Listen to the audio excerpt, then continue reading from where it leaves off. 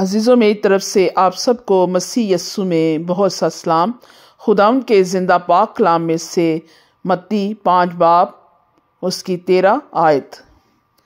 तुम ज़मीन के नमक हो, लेकिन अगर नमक का मज़ा जाता रहे तो वो किस चीज़ से नमकीन किया जाएगा? फिर वो किसी काम का नहीं, सिवा इसके के बाहर फेंका जाए और आदमियों के पाँव के नीचे रौंदा जाए। जैसा कि कलाम पाक की इस आयत में हमने पढ़ा कि तुम ज़मीन के नमक हो, यस्सु अल मसीह हमें नमक से तशबीह दे रहे हैं। ऐसे लोगों को जो रास्तबाज हैं, जो नई पैदाइश हासिल कर चुके हैं, जो खुदावंद के साथ चलते हैं, उन्हें खुदावंद यस्सु मसीह नमक से तशबीह दे रहे हैं कि तुम ज़मीन के नमक हो। अगर तुम्हारे अंदर से नमक का मज़ा जाता रहेगा तो वो किसी काम का नहीं होगा। जैसा कि मिसाल के तौर पर जब हम खाना बनाते हैं तो उसमें चाहे हम जितने मर्जी मसाला जात डालते रहें, लेकिन जब तक उसमें नमक नहीं डालेंगे उन मसाला जात का कोई जायका नहीं आएगा।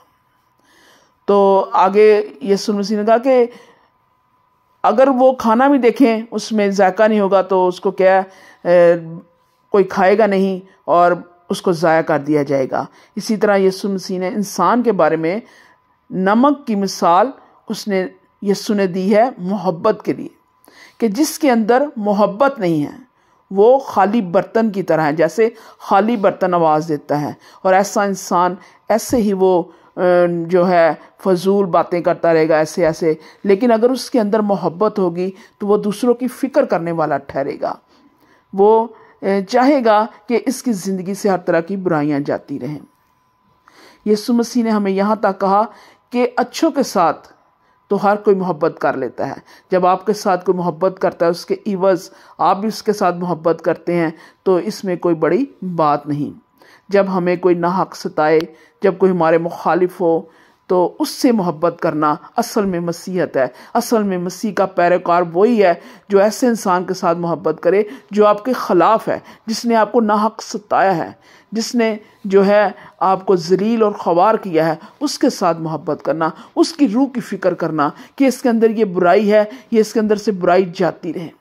उसके लिए क्या है, हम खुदा के लोग क्या कर सकते हैं? अपने अच्छे रवैये से जो है उसकी बुराई को ख़त्म कर सकते हैं, उसके लिए दुआ कर सकते हैं, उसके रखनों में खड़े हो सकते हैं। तो फिर क्या है, जब हम उसके लिए बरकत को मांगेंगे तो हमारा खुदा उसके इवज़ हमें डबल बरकत देगा। और यीशु मसीह ने कलाम पाक में यही फरमाया कि हमारी लड़ाई किसी इंसान के साथ नहीं, खून और गोश्त के साथ नहीं, बल्कि हमारी लड़ाई असल में जो है शैतानी लश्करों के साथ है, शैतान के साथ है। क्योंकि इंसान, कलाम पाक में लिखा है कि इंसान जो है हमारा कुछ नहीं बिगाड़ सकता। हमें गौर करने की ज़रूरत है कि जैसे दुनिया में कोई गुनाह या मर्डर या कोई डकैती वगैरह होती है तो उसे देखा जाता है कि जिसने ये चोरी वगैरह की है, क्या यह अकेला है या कि इसके पीछे कोई ग्रोह है, इसके पीछे कोई है बंदा। तो फिर क्या है, उस ग्रोह को पकड़ा जाता है उस बंदे के वसीले से। इसी तरह हमें गौर करने की ज़रूरत है कि इंसान जो है, जब खुदा ने आदम को पैदा किया तो वो हर नेकी उसके अंदर मौजूद थी, उसके अंदर बदी मौजूद नहीं थी। तो इसी तरह इंसान जो है वो इंसान का कुछ नहीं बिगाड़ सकता। उसके पीछे किसका हाथ है? शैतान का हाथ है। वो इसको इस्तेमाल कर रहा है। इसलिए हमें इंसान से अदावत रखने की, उसके ख़िलाफ़ होने की ज़रूरत नहीं है, बल्कि उसके पीछे जो शैतान काम कर रहा है उससे लड़ने की ज़रूरत है। और उससे हम कैसे लड़ सकते हैं? उससे हम खुदावंद के फजल के वसीले से, खुदावंद के पाक रूह के वसीले से, जो हमारा मददगार है, उसके वसीले से हम उसके तमाम जो है बुरे कामों पर फातेह हो सकते हैं। और जब उसके इंसान के अंदर जो हमारे मुखालिफ है उसके अंदर से ये शैतानी चीज़ें जाती रहेंगी, उसका शैतान का हाथ जाता रहेगा और वो खुदावंद की तरफ आ जाएगा, तो ऑटोमेटिक जो है वो बदल जाएगी उसकी ज़िंदगी और उसके अंदर से बुराइयां जाती रहेंगी और वो खुदावंद में बढ़ता चला जाएगा। इसी तरह कलाम पाक में एक और हवाला पढ़ूंगी। पहला यूहन्ना उसका 3 बाब और उसकी 1 से 10 आयत। Hallelujah, hallelujah.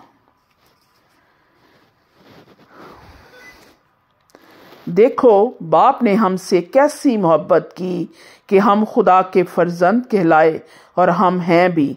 दुनिया हमें इसलिए नहीं जानती कि उसने उसे भी नहीं जाना। अजीजों, हम इस वक्त खुदा के फर्जंद हैं, और अभी तक ये जाहिर नहीं हुआ हम क्या कुछ होंगे।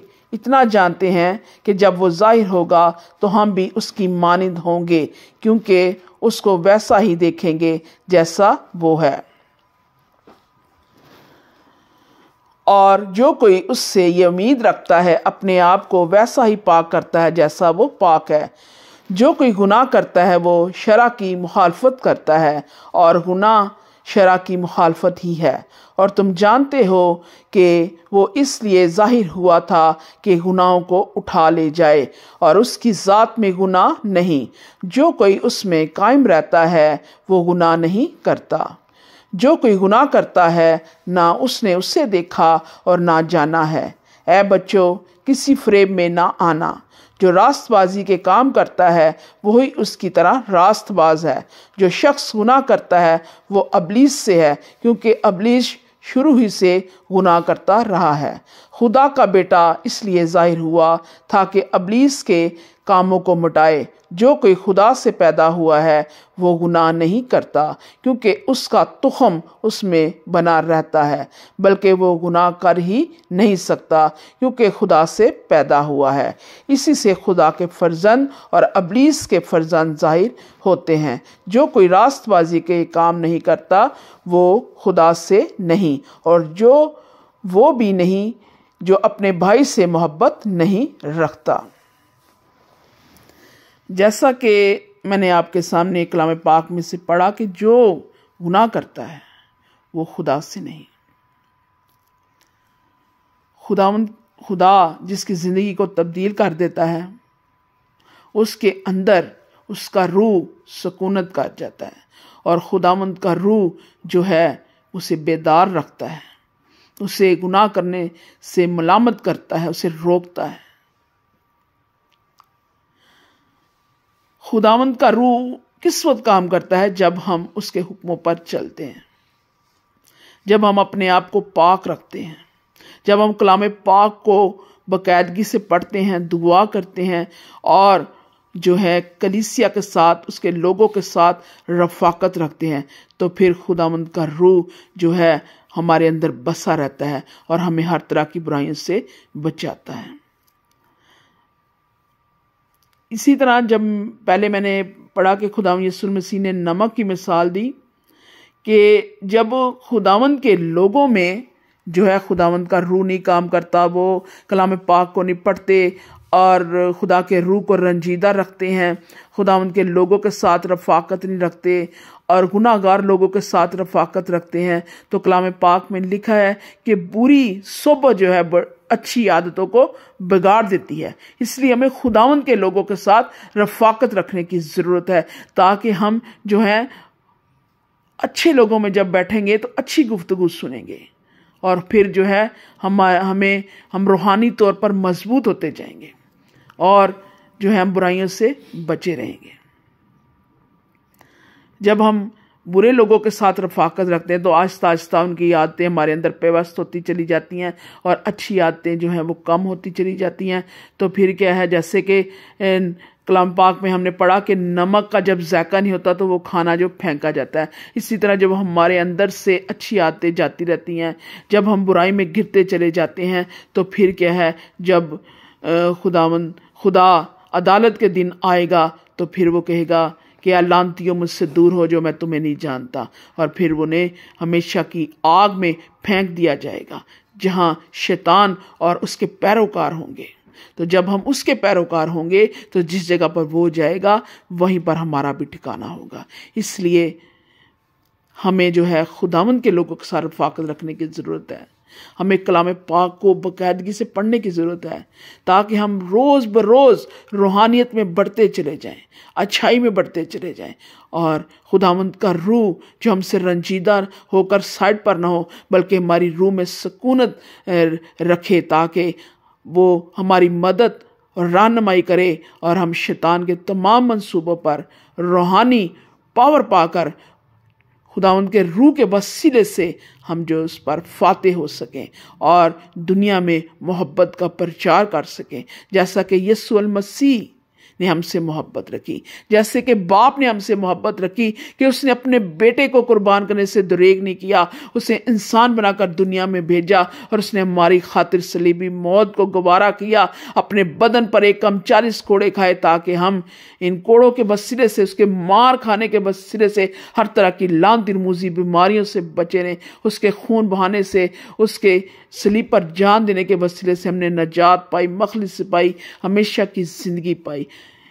और लाजिम है कि हम भी जैसे उसने हम गुनाहगारों से मोहब्बत की, हम भी अपने सताने वालों से मोहब्बत करें, उनके लिए जो है ऐसा जज्बा रखें, ऐसा दर्द रखें कि वो भी बच जाएं और हमेशा की ज़िंदगी के वारिस ठहरें।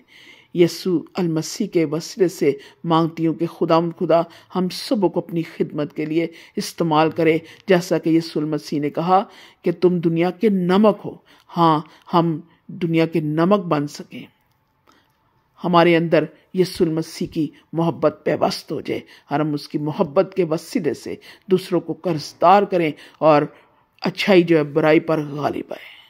खुदा आप सबको इस कलाम पाक के वसीले से बड़ी बरकत दे, यीशु के नाम में, आमीन।